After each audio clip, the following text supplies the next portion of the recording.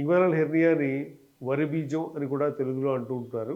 చాలామంది ఇది స్క్రోటంలో వస్తుంది కనుక దీన్ని హైడ్రోసిల్ ఏమో అనుకుంటూ ఉంటారు. హైడ్రోసిల్ వేరు, హెర్నియా వేరు. హైడ్రోసిల్ అనేది కేవలం కింద స్క్రోటంకి మాత్రమే పరిమితమై ఉంటుంది. హెర్నియా అనేది మీకు అబ్డామెన్లో ఈ లోయర్ పొజిషన్లో గజ్జల్లో కుడివైపున కానీ ఎడమవైపున కానీ రావచ్చు. ఇది ఎందుకు వస్తుంది?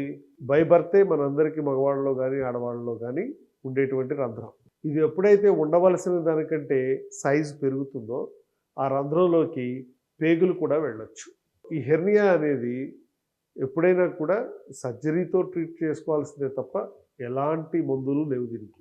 అయితే దీంట్లో ఓపెన్ టెక్నిక్స్ ఉన్నాయి. ఓపెన్ సర్జరీ, అట్లాగే మినిమల్ ఇన్వేజివ్ సర్జరీ అంటే లాప్రోస్కోపిక్ సర్జరీ ద్వారా చేయొచ్చు. అట్లాగే రోబోటిక్ సర్జరీ ద్వారా కూడా హెర్నియాని ట్రీట్ చేయొచ్చు.